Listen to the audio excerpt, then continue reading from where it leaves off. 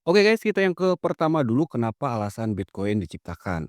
Karena tanpa Bitcoin mungkin dunia cryptocurrency seperti sekarang itu nggak se-hype atau nggak terjadi ya, kemungkinan nggak bisa terjadi sampai sekarang.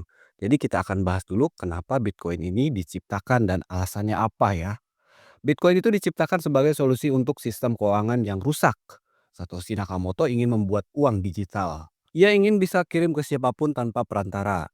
Tidak bisa dikontrol pemerintah atau satu pihak. Tidak bisa dicetak seenaknya. Contoh nyatanya di tahun 2008, banyak bank bangkrut karena keserakahan.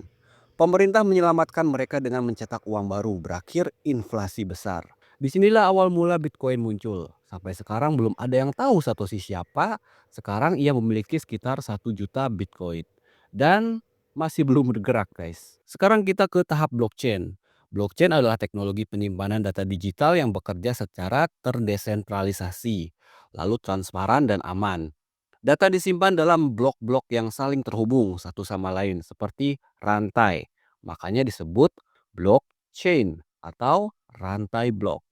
Misalkan nih, Kardun beli 1 Bitcoin ya. Transaksi ini akan diumumkan ke semua jaringan komputer yang biasa disebut node. Komputer-komputer ini memverifikasi apakah transaksi ini sah. Setelah valid, transaksi dikumpulkan dan dimasukkan ke satu blok.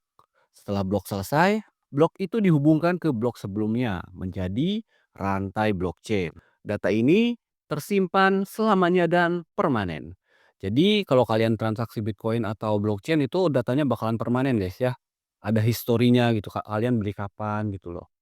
Kemudian sampai sekarang blockchain ini terus berantai dan berurutan, tidak bisa tiba-tiba masuk dari awal ya karena ini bersifat permanen. Belum lagi kalian harus melewati node validator. Kemudian keunggulan blockchain, blockchain ini transparan, semua orang bisa melihat isi blockchain dan transaksinya. Kemudian aman dan sulit diubah karena harus mengubah seluruh jaringan. Dan yang terakhir ada terdesentralisasi, tidak dikontrol di satu pihak bukan seperti bank. Kalau bank biasa disebut bank sentral kayak Bank Indonesia ya. Mereka bisa atur tuh kayak cetak uang gitu loh. Sementara di Bitcoin itu udah gak bisa, supply-nya udah tetap. Kemudian Bitcoin juga atau blockchain juga, blockchain ini tahan sensor dan tidak bisa dimatikan oleh satu negara. Nggak ada yang bisa matiin blockchain guys ya. Sampai sekarang blockchain ini masih bergantung pada kebijakan pemerintah guys. Yang paling utama sih di US ya, di Amerika Serikat. Nah itulah penjelasan sederhana blockchain. Sekarang kita ke altcoin ya. Di sini altcoin adalah singkatan dari alternatif koin yang artinya koin alternatif selain Bitcoin.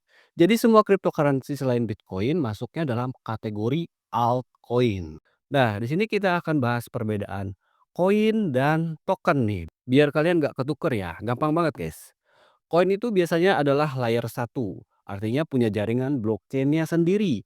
Contohnya seperti Ethereum, jaringannya ya Ethereum, kemudian ada Solana, jaringannya ya Solana. Jadi kalau dia punya blockchain sendiri, dia baru disebut koin.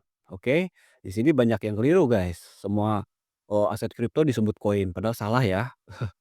Sekarang kita ke token ya. Token ini gak punya blockchain-nya sendiri alias numpang di layer satu ya. Misalkan ada Redium dibuat di jaringan Solana. Ada PancakeSwap dibuat di jaringan BNB. Ada Uniswap dibuat di jaringan Ethereum. Nah, jadi seperti itu ya.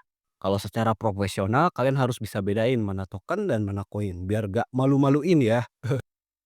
Nah, jadi kesimpulannya altcoin sama dengan semua kripto selain Bitcoin. Koin sama dengan kripto yang punya jaringan sendiri. Kemudian token sama dengan kripto yang dibangun di atas jaringan koin lain. Sampai di sini paham ya? Ini masih tahap dasar guys, tenang ya. Nah, semoga bermanfaat guys.